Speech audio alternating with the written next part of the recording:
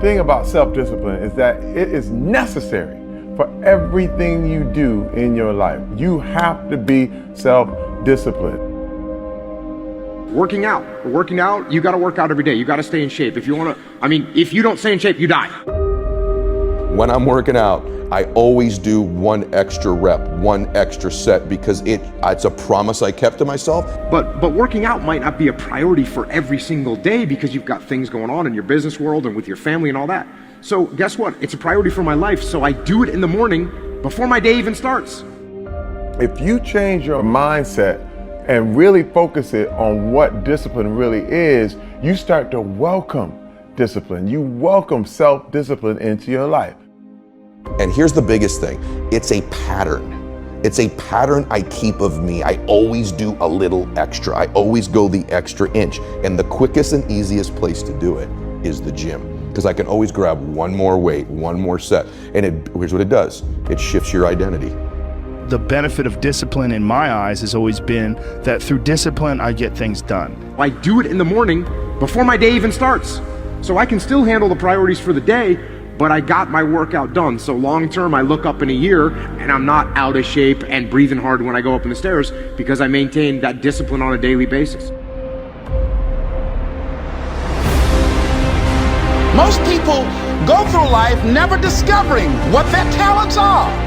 Most people never develop their talents. You need to tell you, no more snacks, no more desserts, no more TV, we working out now. They have skills and abilities, but if you don't nurture them, if you don't develop them, they will never serve you. Your gifts can take you many places if you develop your gifts. The best gifts come from the bottom.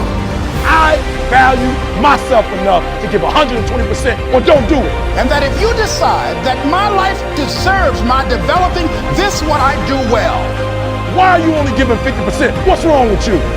I grant you that if you begin to work to develop your gifts, you'll develop a strong sense of happiness. You'll get a larger vision of yourself, because part of beginning to get a larger vision of yourself, all of us need some area of our lives where we can have a feeling of competence.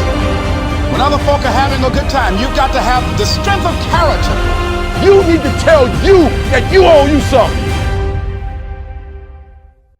As you begin to develop and expand your skills and your talents and your vision of yourself, you will always be in control of your destiny.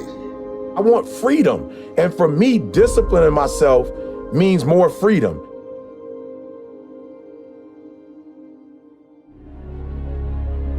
It's so easy to be great nowadays because most people are weak. This is a softened generation. So if you have any mental toughness, any ability, if you have any fraction of self-discipline, the ability to not want to do it but still do it. People have a hard thing understand. I hate to run. And what makes me so crazy, it doesn't anymore, is people go, well, why do you run if you hate it? What are you talking about? I don't want to take showers and eat either. I hate that too. That's life, man. It wasn't until I changed that mentality that I became somebody. I hated going to school, so guess what? I was dumb as But if you can get through to doing things that you hate to do, on the other side is greatness.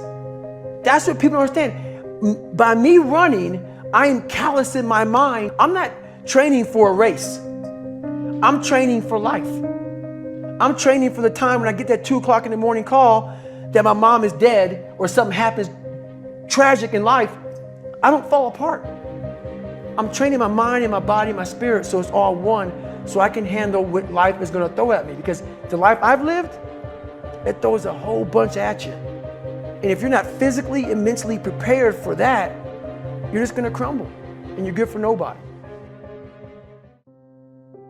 99% of people are not willing to do what it takes to make their dreams come true.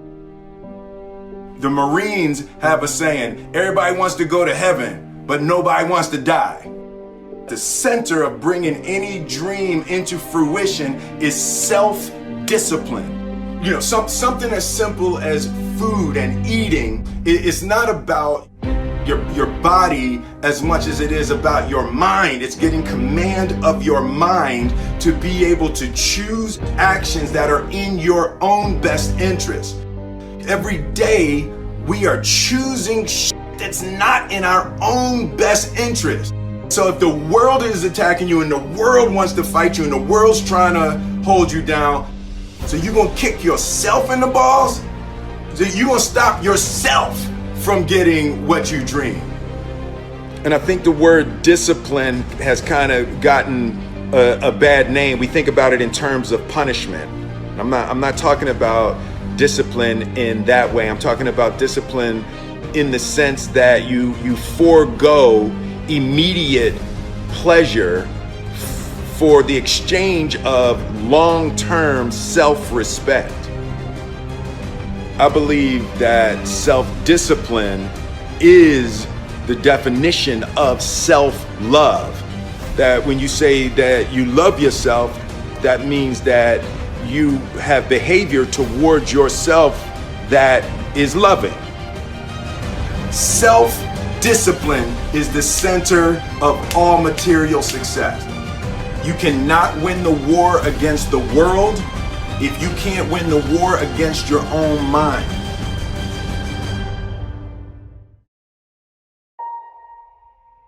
Self-love is when you say to yourself, oh, man, look, I know you and that girl got a real connection.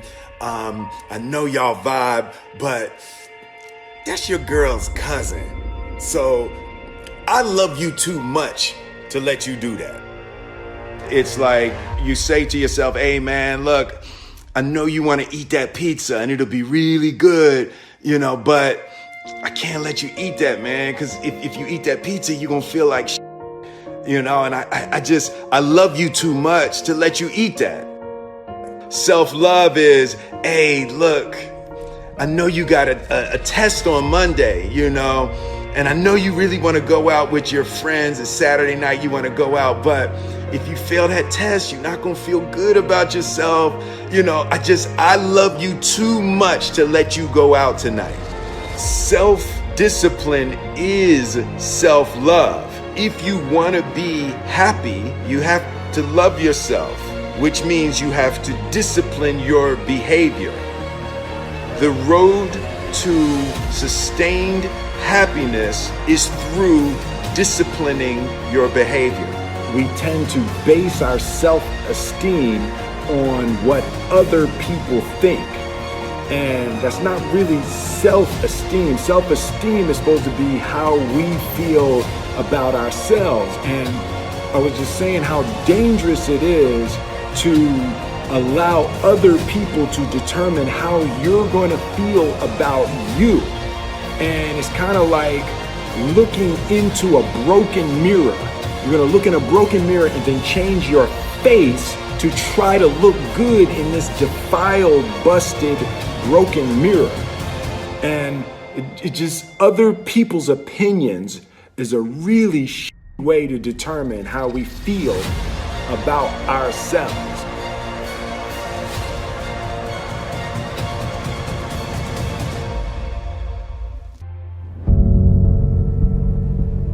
Life can be brutal. Life can be unforgiving. If I had to sum up in one word the difference between the greats and the average, the difference between the successful and the nobodies of the world, one word, one attribute to describe the difference: discipline. If you don't have the discipline, you can forget about the trophy. You can forget about the success, the greatness. All champions have discipline. It's the discipline to work hard.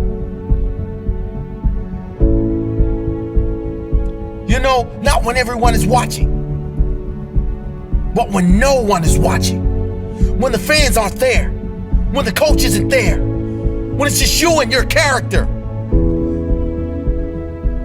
The discipline to eat strong, healthy foods when you have other tempting options. When those around you might not be so strong. The discipline to say no when those around you choose to be average.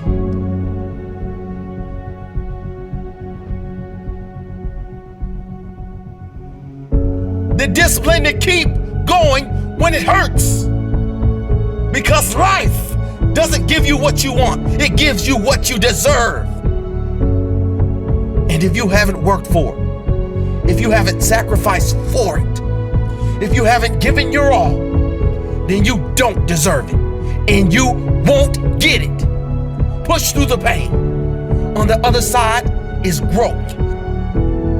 When pain comes, that means it's time to show character. Show me your character.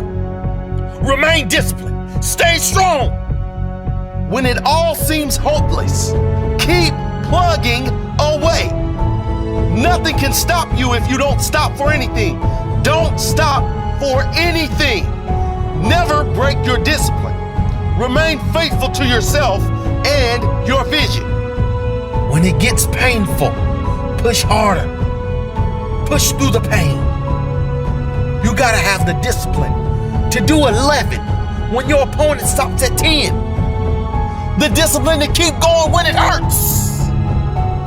Because life doesn't give you what you want, it gives you what you deserve. And if you haven't worked for it, if you haven't sacrificed for it, if you haven't given your all, then you don't deserve it, and you won't get it. Show your character. Remain disciplined. Stay strong. Don't say why the pain.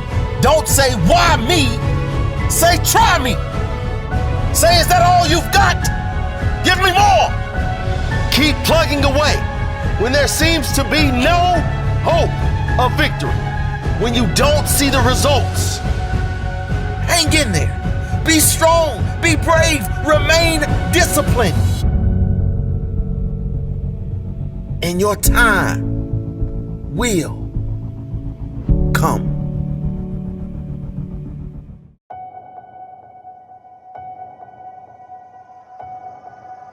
I was weighing like 297 pounds, and I had to make a change in my life. You know, I was at an all-time low, and I wasn't going anywhere, and I was exactly what everybody said I was going to be, which was nothing. This man is a self-made beast. Widely considered to be the toughest man on the planet and one of the greatest endurance athletes of all time. I was just an insecure, scared kid. And the only way I could find myself was through putting myself through the worst thing possible.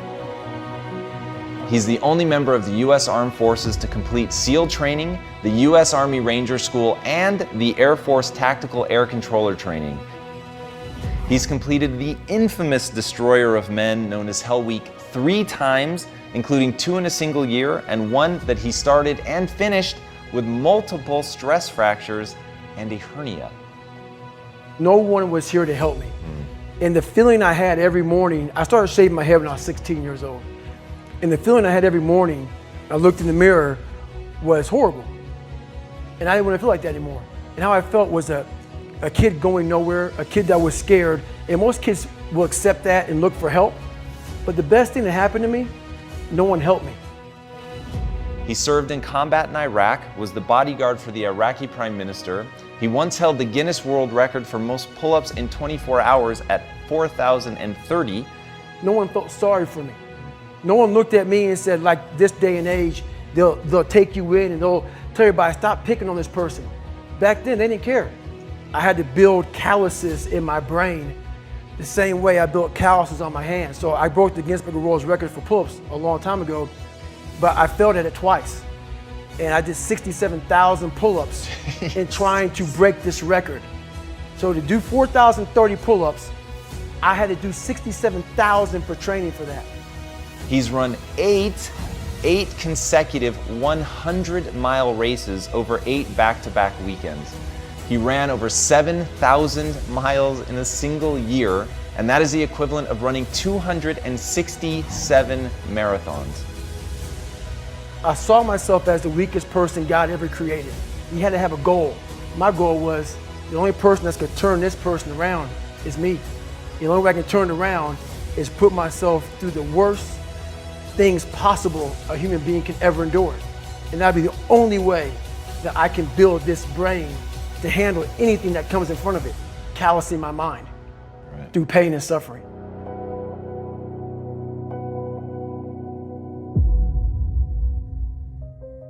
The only way you're ever going to get to the other side of this journey is you have got to suffer to grow.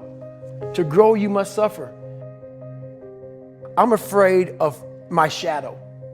How can I overcome that? Go in the military, get your ass kicked, do things you hate to do, be uncomfortable every day of your life. Roger that. I'm not the smartest kid in the world. Okay.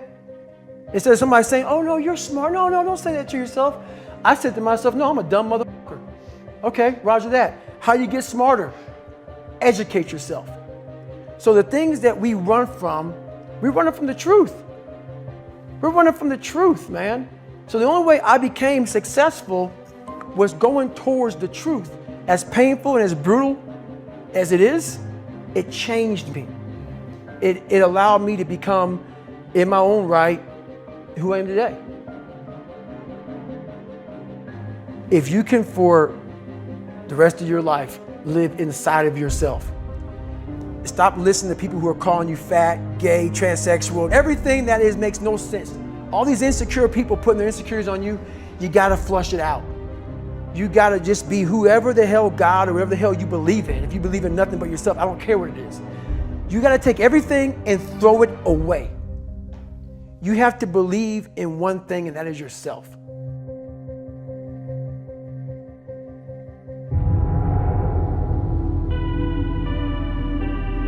Around 97% of students are distracted by cell phones. Are you a part of that 97%? When you want to succeed as bad as you want to breathe, then you'll be successful. Whether your distractions are text messages, checking emails, surfing the web, playing games, or scrolling through social media, the fact remains that it is a distraction. I'm saying to you today that there are some of you, if you give up your cell phone, you would be successful. But your cell phone is more important to you than your success. Stop wasting time on your cell phone. Facebook isn't going anywhere. Instagram will still be here this weekend. Focus on your dreams. Focus on your studies. Focus on your goals and aspirations. Put the thing down. Look up. You're missing stuff. What is the long-term effect of too much information? We don't know, but we're finding out. Focus on becoming a better you. A better you that is not distracted by unnecessary things. You gotta cut off the cell phone. You gotta, no TV. There were those of you who were watching the game last night, you really didn't have no business watching these boys win a national title, going to the NBA making millions. You didn't have no business watching them because you're not where you need to be. One that is determined to succeed and not scroll.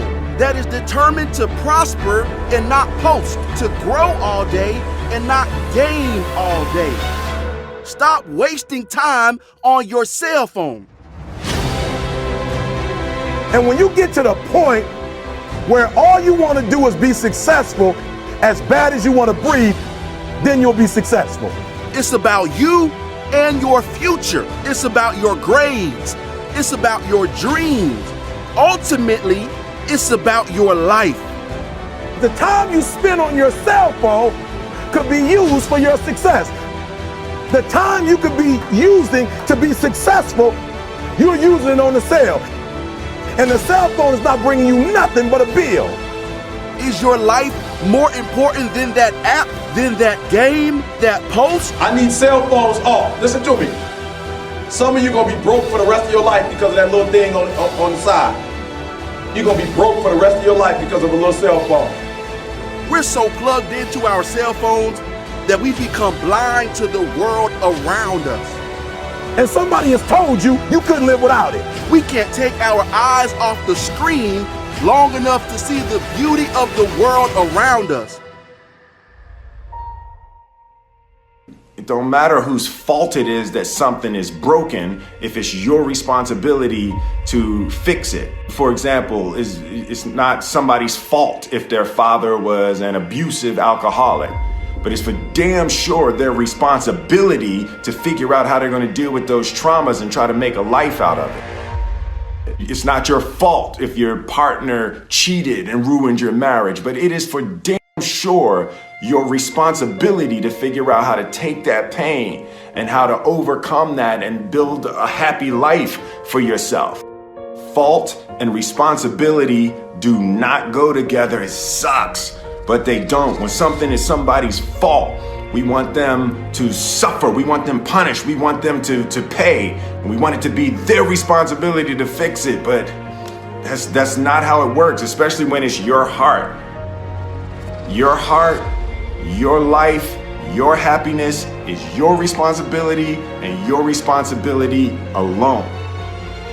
As long as we're pointing the finger and stuck in whose fault something is, we're jammed and trapped into victim mode. When you're in victim mode, you are stuck in suffering. The road to power is in taking responsibility. Your heart, your life, your happiness is your responsibility and your responsibility alone. You can make a person smile, you can make a person feel good, you can make a person laugh, but whether or not a person is happy is deeply and totally and utterly out of your control. The prerequisite for spending time with any person is that they nourish and inspire you. They feed your flame. Look at your last 5 text messages. Are those people feeding your flames or dousing your fire? Put your phone down for just a second and look around. Look to the people around you. Are those people throwing logs on your fire or are they pissing on it?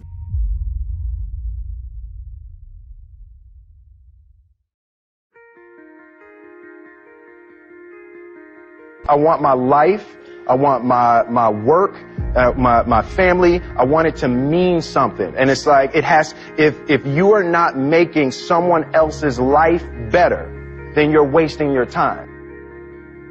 The separation of talent and skill is one of the greatest misunderstood concepts for people who are trying to excel, who have dreams, that want to do things. Talent you have naturally. Skill is only developed by hours and hours and hours of beating on your craft.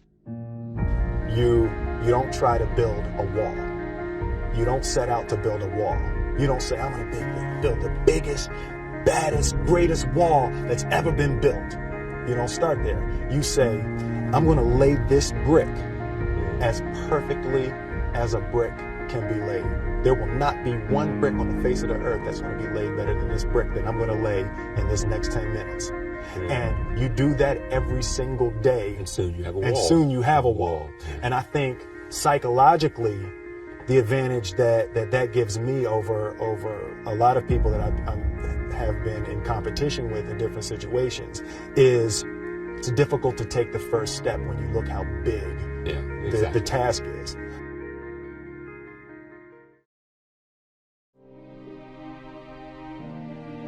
The definition of who I am is very clear to me, and it also redefines who I want to be, in that I know for a fact that I'm stronger than I thought I was.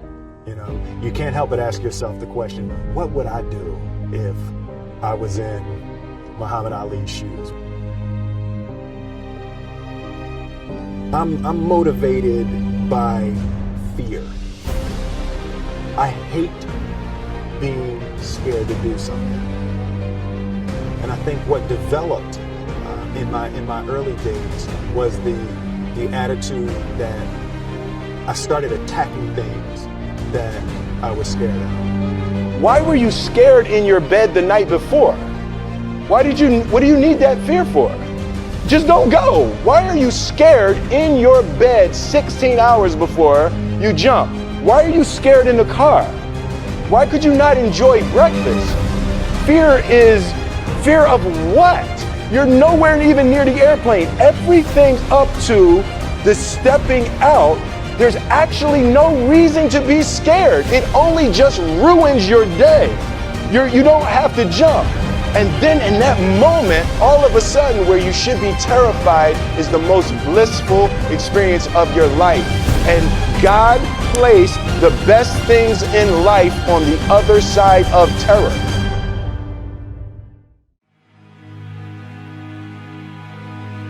And they had the nerve to count you out.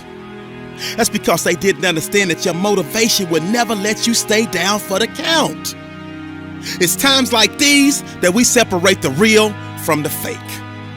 And when it's like you can take a punch and bounce right back because you understand and know exactly what's at stake. It's times like these that we separate the real from the fake. And when it's like you can take a punch, bounce right back because you understand and know exactly what's at stake. It's money time, baby. And this is for all of the marbles. It's put up or shut up. Survive in advance, win or go home. And that's why you spend all those hours grinding. That's why you spend all those hours pushing yourself to the limit. You spend all those hours running. That's why you spend all those hours sacrificing. You spend all those hours sweating because you know there will be no time for regretting, fretting, or letting yourself or your teammates down. See, you are bound and determined to enter into the realm of greatness that's reserved for you and only you. And so if the day ever comes that you're tired enough to quit, then I need you to act like a car with 4 flats and retire. I don't think you heard me. I said, if the day ever comes that you are tired enough to quit, then I need you to act like a car with 4 flats and retire. Next level success is reserved for those that are willing to not start counting the reps until it starts hurting. Not start counting the shots made until their arms are dead tired. Not start counting the sprints until they're already breathing hard. I heard a wise man say, it hurts, but it works. I say when it hurts, then and only then will you start receiving the perks, the accolades, the attaboys, the attagirls, the great jobs, the alley-oop lobs, the celebration parties with the lobster and shish kebabs, the hoisting of the banners, the sizing for the rings, the smiles, the hugs, and all of the love and respect in between. See, some of you out there, you in the dark. And you know what I need you to do for me when you're in the dark, right? Turn the lights on when I'm talking to you, because I don't think you heard me. I said next level success is reserved for those that are willing to not start counting the reps until it starts hurting. Not start counting the shots made until their arms are dead tired. Not start counting the sprints until they're already breathing hard. So just when they think you're about to throw in the towel, that's when I need you to recall all of the days that you went that extra mile. All of them days that your friends said you were foul. When you said you couldn't hang out because you were dialed in.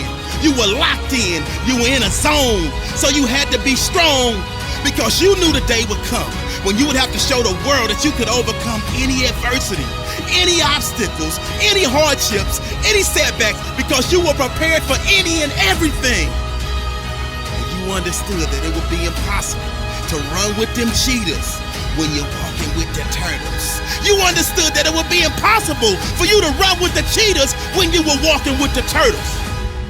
So your mindset is that of a track star, and that gives you the mental strength to leap over life's hurdles, to power through the speed bumps, to push through the roadblocks, and continue to grind past any and every obstruction that attempts to deter you from your ultimate goal of next level success. So the stresses of the world, you laugh at them. The dreams they say are out of your reach, you grab at them. The things they say you can't achieve, you take a stab at them. And when the bullies of life try to knock you out, you stick and move and you jab at them. I said the stresses of the world, you laugh at them. The dreams they say are out of your reach, you go and grab at them. The things they say you can't achieve, you take a stab at them. And when the bullies of life try to knock you out, you stick and move and you jab at them. And on the rare occasion that you take a punch from life and it knocks you down, you dig deep, and then you dig deeper, And then you dig even deeper because you understand that this is the moment to pick yourself up, push through with determination and grit because of all your resiliency, commitment, hard work, perseverance. You have now put yourself in position to show the world that you got that dog, and your inner dog has no quit. I said this is the moment to pick yourself up and push through with determination and grit because of all your resiliency, commitment, hard work, perseverance. You have put yourself in a position to show the world that you got that dog, and your inner dog has no quit. I hated jumping out of airplanes. I hated shooting guns. I hated the job as a Navy SEAL. But I did it because I wanted to change myself. Everything I do, I'm not really comfortable doing. But if you choose to go that route, to go be a Navy SEAL, you might as well go be the hardest mother in the world. Because if you're choosing to do something, you have two routes. You can go there and be a little weak person and get through barely, and that's your reputation. Or you can go through the hardest guy you can possibly be, and that's your reputation. So my whole thing is, if you're gonna choose to open that door in Iraq or Afghanistan, open the mother and go in hard. Because they're gonna remember you by slowly opening it and peeking in. So if you're gonna open it, and you made the mind to open it, don't crack it open. Open the door, go in. That's with life. If you're choosing to do something, attack it. Because they're gonna remember you as not attacking it. So I want to be remembered. You can hate me, but there's one thing you can't say about me. I didn't attack it. So that's the mentality you have. If you're gonna do something, you might as well attack it, because you can do it anyway. Right. Who on this earth would still be going right now? You are. You are.